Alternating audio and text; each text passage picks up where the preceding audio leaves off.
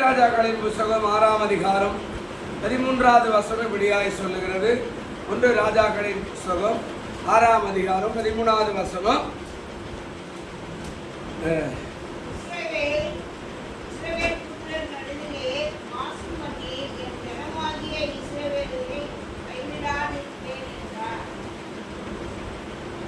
ஆண்டவருடைய வாக்குத்தத்தம் இப்படியாய் சொல்லுகிறது. இஸ்ரவேல் புத்திரர் நடுவிலே நான் என்ன செய்வேன்? வாசம் பண்ணு. என் ஜனமாகிய இஸ்ரவேலை நான் என்ன பண்ண மாட்டேன். அதாவது அருமையான வார்த்தை அவர் சொல்றாரு. இஸ்ரவேல் புத்திரர் நடுவில் நான் என்ன செய்ய போறேன்? வாசம் பண்ணுகிறேன். அப்படின்னா நீங்களும் நானும் தான் இஸ்ரவேல் புத்திரர் என்று வேதம் அழகாய் சொல்லுகிறது. ஆண்டவர் சொல்றாரு, இஸ்ரவேல் புத்திரர் நடுவில் நான் என்ன பண்றேன்? வாசம் பண்ணுகிறேன். அப்படின்னா அங்க சொல்றாரு, அதாவது நான் உங்களை விட்டு போக மாட்டேன் அல்லது உங்களோடு கூட வாழ்வேன் என்று ஆண்டவர் வாக்கு கொடுக்கிறார். அதாங்க அர்த்தம். ஆண்டவர் சொல்றாரு. அதுக்கப்புறம் நான் நடுவில் வாசம் பண்ணி அடுத்த காரியம் சொல்றாரு, என் ஜனமாகி இஸ்ரவேலை. அப்போ என்னுடைய ஜனமாய் இருக்கிற அந்த மக்களை, இஸ்ராயேல் மக்களை நான் கைவிடவே மாட்டேன் என்று ஒரு வாக்கு கொடுக்கிறார். அப்ப இந்த மாதம் நான் உங்க நடுவில் உலாவுறேன், நான் உங்களை கைவிட மாட்டேன், உங்களோட வாழ்வேன், உங்களை விட்டு நான் வெளியே போக மாட்டேன்.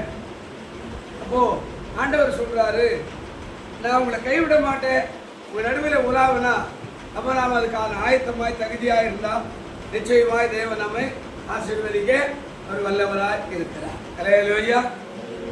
தகுதி என்பது ரொம்ப அவசியம் இல்லையா? ஒரு எம்எல்ஏவோ ஒரு எம்பியோ நம்ம வீட்டுக்கு வந்து ஒரு காஃபி சாப்பிட்டு போனால் கூட நம்ம வீட்டை எவ்வளோ சுத்தம் பண்ணி வச்சுருப்போம், அழகு பண்ணி வச்சுருப்போம், மற்ற காரியங்களை செய்வோம். இது வந்து ஒரு நிமிஷமோ 2 நிமிஷம் ஒரு காஃபி சாப்பிட்டு போகிறதுக்காக நாம் அந்த வீட்டை சுத்தம் பண்ணுவோம். இல்லை ஒருவேளை நம்ம சொந்தத்தில் யாருன்னா ரிலேஷன் வராங்க அப்படின்னா அவங்க வர்றதுக்காக நம்ம வீட்டை எவ்வளோ அழகுபடுத்துவோம், நம்ம டீசெண்டாக நடந்துக்குவோம். இதெல்லாம் உலக பிரகாரமாய் செய்கிற காரியத்தை தான் ஆண்டவரை எதிர்பார்க்குறார். நான் உங்கள் நடுவில் உலாவுறேன், அப்போ உங்கள் நடுவில் வாழறேன், உங்கள் நடுவில் ஜீவிக்கிறேன், உங்கள் நடுவில் நான் அதாவது என்றென்னும் உதவி செய்கிறவனா இவனோடு கூட இருக்கிறேன். அதோடு கூட இல்லை. 2வது அவர் சொல்றாரு, என் ஜனமாக இஸ்ரவேலை நான் ஒரு நாள் என்ன செய்ய மாட்டேன்? கைவிட மாட்டேன், விலகி போக மாட்டேன், விட்டுட்டு போக மாட்டேன். நீங்க கடனா கெட்டு போங்க, நான் விட்டுட்டு போக மாட்டேன், கடைசி வரைக்கும் நான் வாழ்வேன், கூடவே இருப்பேன். இப்போ ஆண்டவருடைய வாக்கு ஒரு வித்தியாசமான வாக்காக சொல்றார். 5வது மாதம் நான் உங்களை விட்டு விலக மாட்டேன். நிறைய அதுக்கு வசனம்லாம் இருக்குது. 1 சாமுவேல் 12ஆம் அதிகாரம் 1 சாமுவேல் 12ஆம் அதிகாரம் 22வது வசனத்தை கொஞ்சம் பார்த்தீங்கன்னா ஒரு வார்த்தை கூடிய சொல்லுகிறது.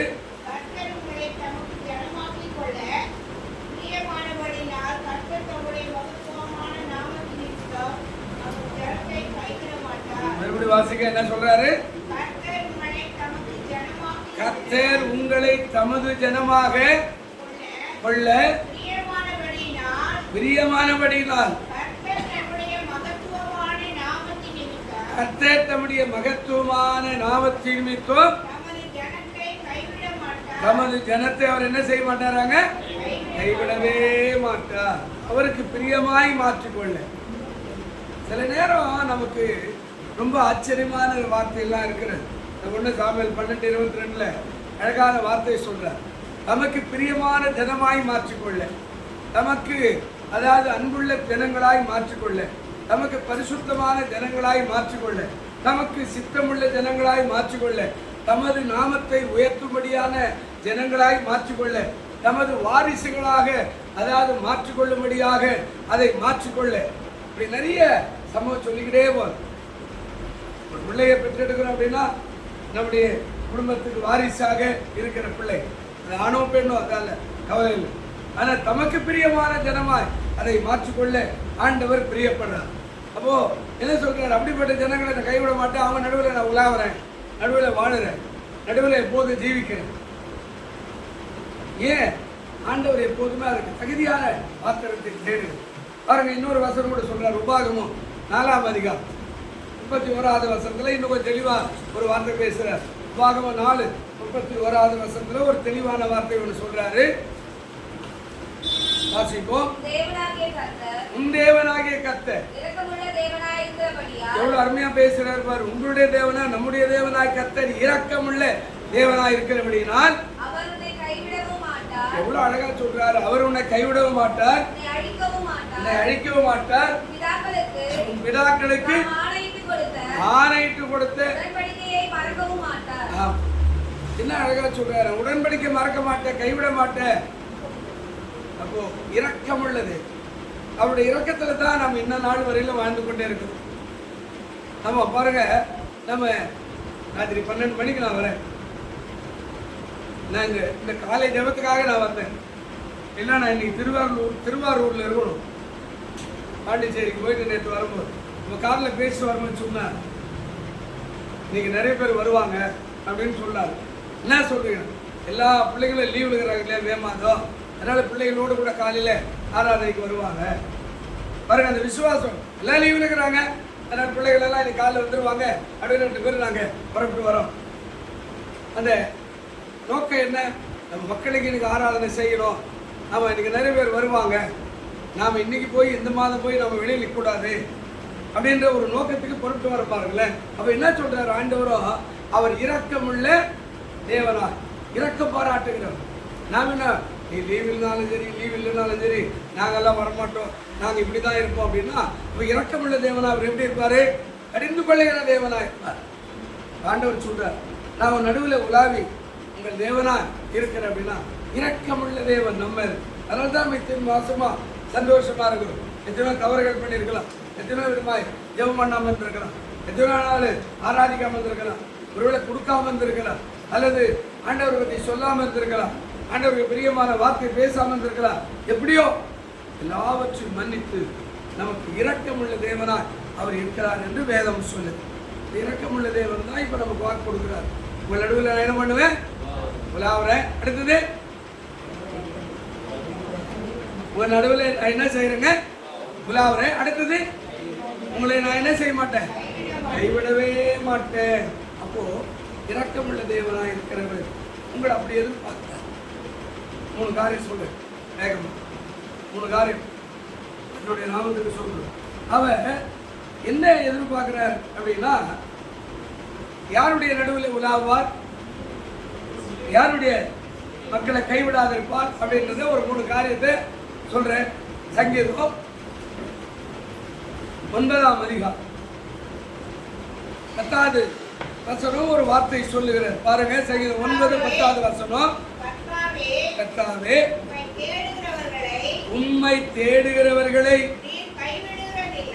நீர் என்ன பண்றது இல்லையாங்க. அருமையான வார்த்தை சொல்றாரு, உம்மை தேடுகிறவர்களை நீர் கைவிடுகிறது இல்லை. ஆதலால்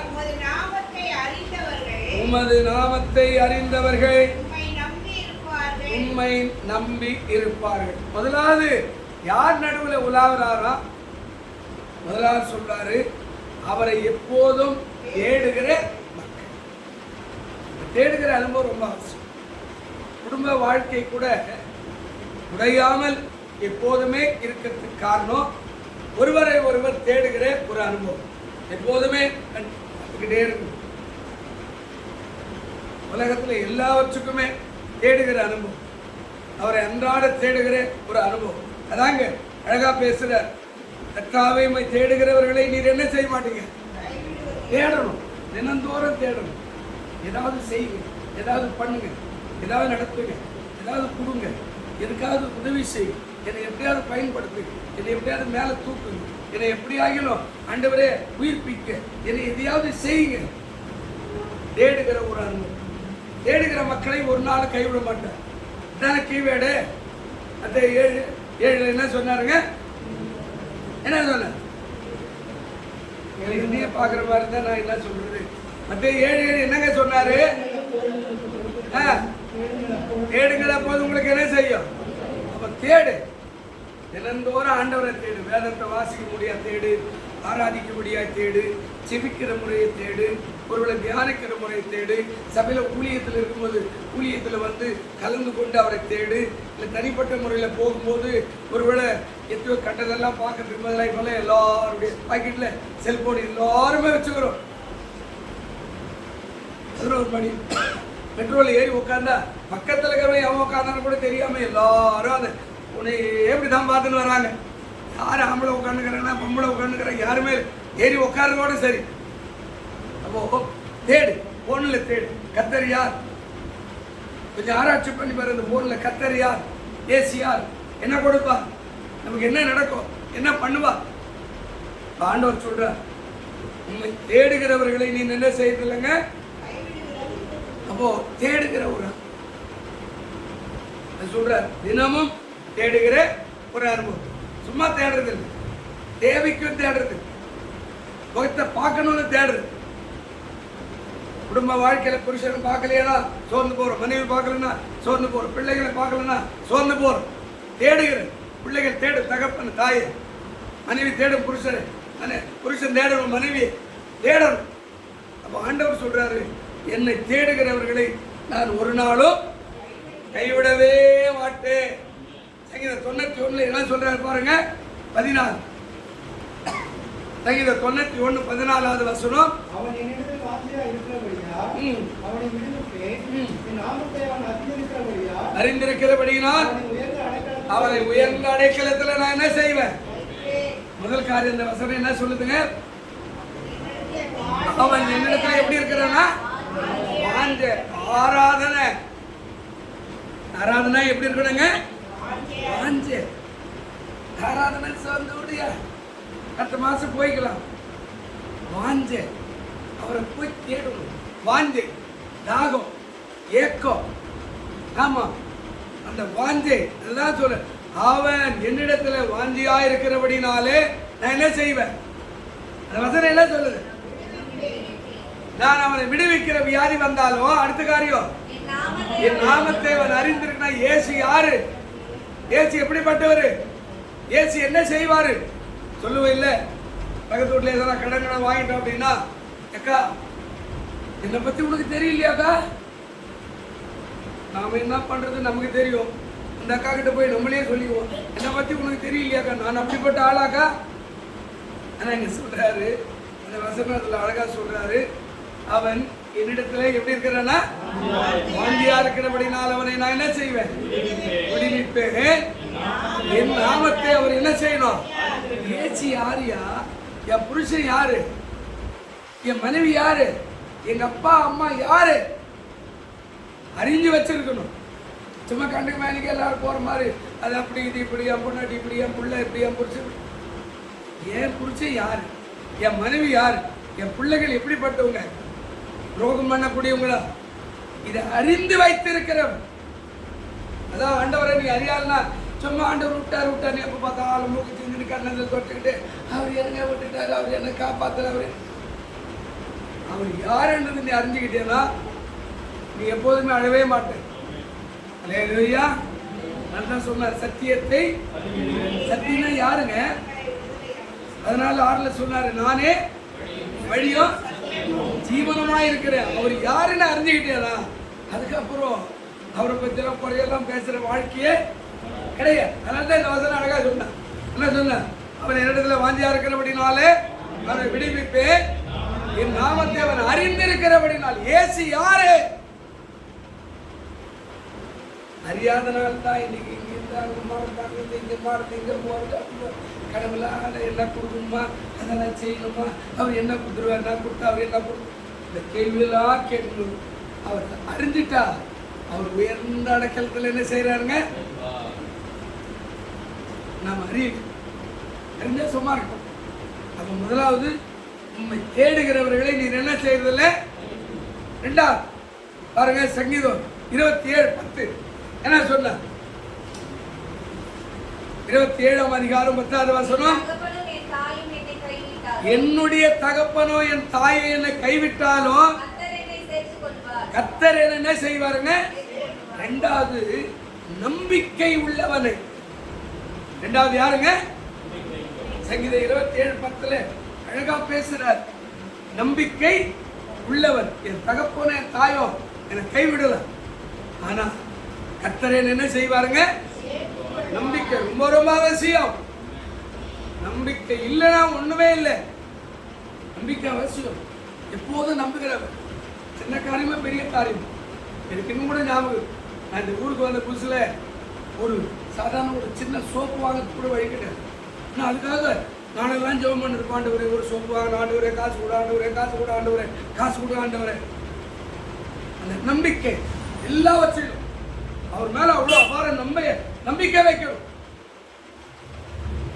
வாழ்க்கை கூட உடையாம இருக்கிறதுக்கு புருஷன் மனைவி மேல நம்பிக்கை வைக்கணும், மனைவி மேல நம்பிக்கணும், புருஷனை நம்பணும், மனைவியை நம்பணும், பிள்ளைய நம்பணும், பெற்றோரை நம்பணும். அந்த நம்பிக்கை உள்ளவனை தான் ஆண்டவர் சொல்றாரு, நான் அவன் நடுவில் உலாவி. அதுக்கப்புறம் இன்னும் பேசுறீங்க, வாக்குத்தத்தே மறந்துட்டீங்களே. அவர் நடுவில் உலாவி அவனை நான் என்ன செய்வேன்?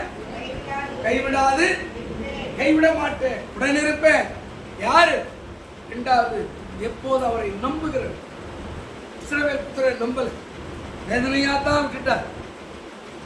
அந்த 9 நாள் பிரயாணம்ன்றத 9 வருஷம் 40 வருஷமா சுத்த விட்டு அந்த ஜனங்கள் அங்கேயே செத்து போயிட்டாங்க. இங்கேருந்து போன ஆண்கள் எல்லாம் செத்து போயிட்டான். போய் சேர்ந்தவை யாருன்னா சந்ததி தான். நம்பல, எப்போ பார்த்தாலும் போறேன், இவர் என்ன பாஸ்டர், இவர் என்ன சபை, மோசை, இவன் என்ன மோசக்காரன், ரத்னன், இவன் அயோக்கிய, இப்படி பேசி பேசி பேசி பேசி பேசி நம்பாமல் போனதுனால கர்த்தர் அவர்களை கைவிட்டு அப்படியே வேடிக்கை பார்க்குற நிலைமாயிடுச்சு. அவருடைய சந்ததி தான் இஸ்ரவேல் தேசத்துக்கு போயிடுச்சு. பிரியமானவர்களே, ஆண்டவர் சொல்றாரு, இந்த மாதம் நம்மை நம்புகிறவர்கள், எப்போதும் அவர் மேலே சார்பு உள்ளவர்கள், எப்போதும் அவரையே சார்ந்திருக்கிறவர்கள், எப்போதும் அவர் மேல் அபாரமான விசுவாசம் வைத்திருக்கிறவர்கள். ஒரு வசனம் வாசிங்க, ஏசாயா 49:15. அழகான ஒரு வார்த்தைங்க, நல்ல ஒரு வார்த்தை. ஏசாயா 49:15 மனப்பாடமான வார்த்தை. அது பாருங்க. தன்னுடைய கர்ப்பத்தின் பிள்ளைக்கு இறங்காமல் தன் பாலகனை மறப்பாளோ, அவர்கள் மறந்தாலோ. பாட்டுக்காரர் சொன்னார், மறவேன். அருமையான பாட்டு கேட்டா அப்படி கண்ணில் தண்ணி வரும். உண்மை மறவேன், மறக்க மாட்டேன். என்னைக்கு மறந்தார்? மறந்தா நம்ம மூச்சு நின்று போயிடும் இல்லையா?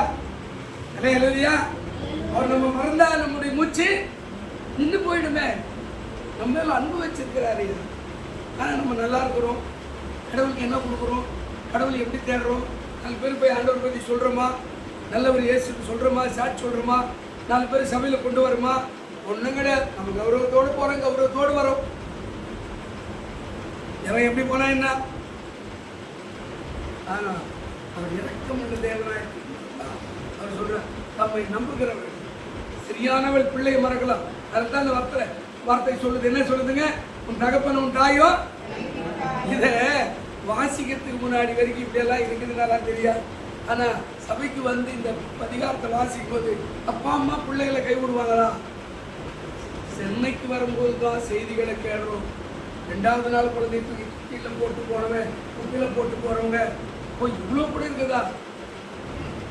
அவன் ஆண்டவர் சொல்றாரு, உன் தகப்பன் உன்னை விடலாம், உன் தாய் உன்னை விடலாம், நான் உன்னை என்ன செய்ய மாட்டேங்க, மறக்க மாட்டேன். நம்பிக்கை எப்போது அவர் மேல விசுவாசம், நம்பிக்கை. ஆமா, நம்ம கொடுக்கறதுனால நமக்கு உதவி செய்வார் என்ற நம்பிக்கை, நாம ஜெபிக்கிறதுனால நமக்கு உதவி செய்வார் என்ற நம்பிக்கை, நம்ம ஆராதிக்கிறதுனால நமக்கு உதவி செய்வார் என்ற நம்பிக்கை, நாம ஆண்டவருக்காக விசுவாசமா இருக்கிறதுனால நம்மளை உயர்ந்த அடக்கத்தில் வைப்பார் என்ற நம்பிக்கை. நம்பாமே சும்மா சும்மா உட்கார்ந்து என்ன பிரயோஜனம்? முதல்ல தேடுகிறவன், 2வது அவரை நம்புகிறவன், 3வது யாரு? சங்கீதம் 37:28 என்ன சொல்றாரு பாருங்க. சங்கீதம் 37:28 இருக்குதா பாருங்க. கர்த்தர் நியாயத்தை விரும்புகிறவர், அவர் தமது பரிசுத்தவான்களை என்ன செய்ய மாட்டாராங்க. 3வது யாருங்க? யார் நடுவில் பாருங்க, யார் நடுவில்? பரிசுத்தவான். அவருக்கு ரொம்ப பரிசுத்தம் ரொம்ப அவசியம். பல இடங்கள்ல இந்த பரிசுத்தை பற்றி பேசுவார். நான் விரும்புகிற பரிசுத்தம் எங்கே கேட்கிறார். ஒரு இடத்துல கேட்கிறார், நான் விரும்புகிற பரிசுத்தம் எங்கே. இன்னொரு இடத்துல கேட்கிறார், என் பரிசுத்தமான ஓய்வு நாளை ஆசாரிக்க நினைப்பாயாக. இன்னொரு இடத்துல சொல்றாரு, நீ நான் எப்படி பரிசுத்தனா இருக்கணும் அது மாதிரி நீ என்னவா இருப்பாங்க, பரிசுத்தமா இருப்பாயாக. அப்பா நான் பரிசுத்தனா, பிள்ளை நீ எப்படி இருக்கணும். ஓ ஆண்டவர் மூணாவது யாரோடு கூட நடுவில் உலாவறாரு, பரிசுத்தவா. இந்த வசனம் அழகா பேசுறாரு. என்ன பேசுறாரு பாருங்க, 28வது வசனம் அழகா பேசுறார். கர்த்தர் நியாயத்தை விரும்புகிறார், அவர் தமது பரிசுத்தவான்களை கைவிடுவதில்லை, அவர்கள் என்னென்னைக்கோ காக்கப்படுவார்கள். துன்மார்க்கருடைய சந்ததி என்ன செய்யப்படும், பரிசுத்தவான் என்னென்னைக்கு என்ன செய்யப்படுவாங்க, காக்கப்படும். எலியா காலத்துல ஒரு ராஜா எல்லா இஸ்ரவேலையும் அழிச்சிடுறார். அப்போ உபதியான்ற ஒரு தீர்க்கதரிசி போய் ஒரு இடத்துல ஒரு 500 பேரை வச்சு டெபில அவங்களுக்கு சாப்பாடு கொடுக்குறான், அவங்களுக்கு தண்ணி கொடுக்குறான், அவங்களுக்கு எந்த மிருகங்கள் வந்து அடிக்காதபடி பாதுகாக்கிறான். ராஜாவே தெரியாது. கர்த்தர் இன்னொரு இடத்துல சொல்றார், 7000 பேரை எனக்காக நான் காத்திருக்கிறேன், பரிசுத்தவான்கள் இருக்கணும், தேசத்துல மழை வரும், தேசத்துல சமாதானம் வரும், அந்த பரிசுத்தவான்களால இந்த தேசம் ஆசீர்வதிக்கப்படும். நீங்க ஊழியக்காரர் அப்படி பார்க்கணும். எங்கால அவர் ரொம்ப மோசம், அவர் ஊழியக்காரே கிடையாது, நம்ம அப்படி சொல்லி போயிடும் பாருங்க.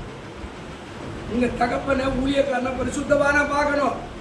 அவரால் தான் நான் நல்லாகிறேன், அவர் ஜபத்துல நல்லாகிறேன், என் குடும்பம் நல்லாகுது, என் பிள்ளைகள் நல்லாகிறாங்க, ஜெபிக்கிறாரு.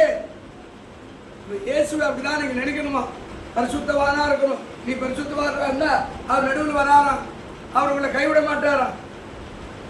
நாம இயேசுவே சொல்லுவோம், கடவுள் தானே அப்படியா, டீ வாங்கி கொடுத்தா குடிச்சிட்டு நம்மளை ஆசீர்வதிப்பார் அப்படின்ற மாதிரி பேசுவோம். அவர் பரிசுத்தவா.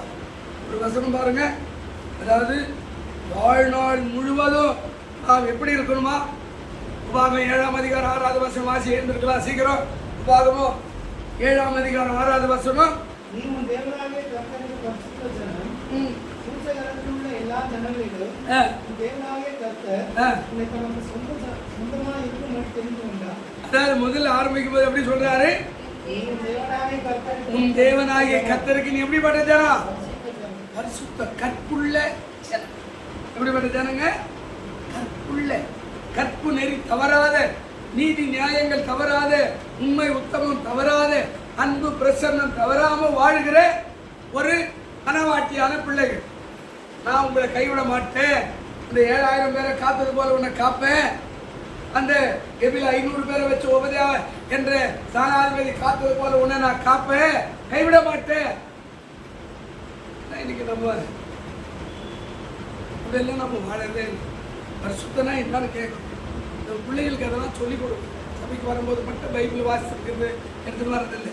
வீட்டில் இருக்கும்போது ஒரு அதிகாரத்தை உட்கார வச்சு வாசிட்டு அது என்ன சொல்லுது, இப்படி ஜெபிக்கணும், இப்படி வாழணும், இப்படி பெரியவங்களை மரியாதை கொடுக்கணும், இப்படி ட்ரெஸ் பண்ணணும், இது மாதிரி ட்ரெஸ் தான் நீ போடணும், இந்த காரியமெல்லாம் சொல்லி கொடுத்து அதை வாழ வைக்கிறது, பரிசுத்தமான ஜனமாய் காக்க வைக்கிறது. எப்படி சமுதாயத்தில் பழகணும், நீ இப்படி பெண் பிள்ளையா இருக்கிற, நீ இப்படி ஆண் பிள்ளையா இருக்கிற, நீ எப்படி இந்த காத்துக்கணும், இதெல்லாம் நீங்க சொல்லி கொடுத்து வளர்த்தாதான் அது வளரும் போது பெரிய ஆசீர்வாதமான பிள்ளையா இருக்க கர்த்தர் அவரோடு இருப்பாரு. ஆனா நம்ம அதெல்லாம் சொல்றதுல நம்மளும் அதெல்லாம் கடைப்பிடிக்கிறது அப்படின்னா எப்படி இருப்பாரோ. ஆனா 5வது மாதம் வாக்குத்தத்தம் சொல்றார், அவர் உங்கள் நடுவில் என்ன செய்யறாருங்க, உலாவி உங்களை அவர் என்ன செய்ய மாட்டார், கைவிடவே. எழுந்திருப்போம். இல்ல பிதாவே, இந்த காலை பொழுதுல இந்த சொல்லப்பட்ட இந்த வார்த்தைக்காய் சோத்திரம். எங்களை கைவிடாத தேவனா இந்த மாதத்தில் இருந்து என்னுடைய வேலை நோக்கி வரத்தில் கூட இருக்கும் எல்லாவற்றிலும் எங்களை கைவிடாது இருந்து பாதுகாப்பு இயேசுவின் நாமத்தில் வேண்டிக் கொள்ளுகிறோம் நல்ல பிதாவே. எழுந்திருக்கலாம்.